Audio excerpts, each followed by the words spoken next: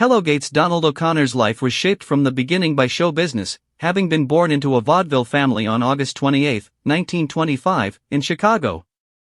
His parents traveled constantly for their act, immersing young Donald in the world of performance before he could even understand it. Though tragedy marked his early childhood with the deaths of several siblings, these hardships seemed to fuel a resilience and energy that later became his trademark on screen. His film career started at just 11 years old, and throughout the 1930s and 1940s, he quickly became one of Universal Studios' most reliable young performers. He played sidekick roles alongside big stars like Bing Crosby and Peggy Ryan, and his charming personality and dance skills made him an audience favorite. As he grew older, he transitioned seamlessly from child roles into leading man status, an accomplishment few actors of his era achieved. He made his name in musical comedies with Gloria Jean and Peggy Ryan before reaching the peak of his career in the 1950s.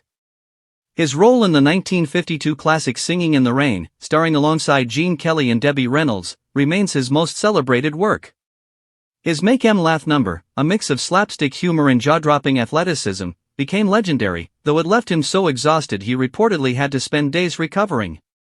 O'Connor also became famous for the Francis the Talking Mule films, which were a commercial success even though he later admitted mixed feelings about being so closely tied to them.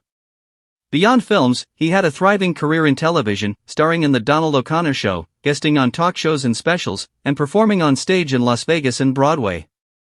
In 1954, he won a Primetime Emmy and even hosted the Academy Awards, proving his wide-ranging talent and charisma away from the spotlight. O'Connor's personal life was equally full. He married twice, first at just 18 to Gwendolyn Carter, with whom he had his first child, Donna. The marriage ended after 10 years, but 2 years later, he found lasting love with actress Gloria Noble. Their marriage endured for 47 years until his death, and together they raised 3 children: Alice, Fred, and Kevin, building a stable family life in Thousand Oaks, California. O'Connor often credited Gloria with grounding him and supporting him through the highs and lows of Hollywood life. One of the names O'Connor spoke of most fondly was Debbie Reynolds.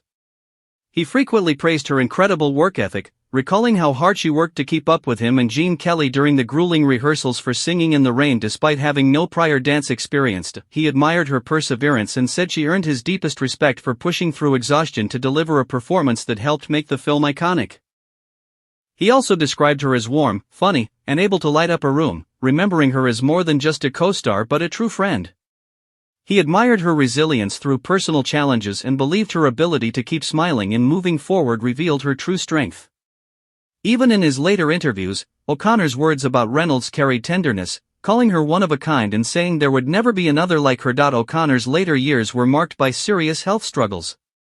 In 1990, he underwent quadruple heart bypass surgery, and in 1999 he nearly died from pleural pneumonia, which required immense strength to overcome. Despite these challenges, he continued to share his memories of Hollywood and delight new audiences. On September 27, 2003, he passed away at 78 from complications of heart failure at the Motion Picture and Television Country House and Hospital, a fitting final chapter for someone who had given his life to entertaining others. His death was mourned by generations who had been captivated by his energy, humor, and unmatched talent, leaving behind a legacy of joy, laughter, and admiration for those he worked with, especially Debbie Reynolds, who he considered not just a co-star but family.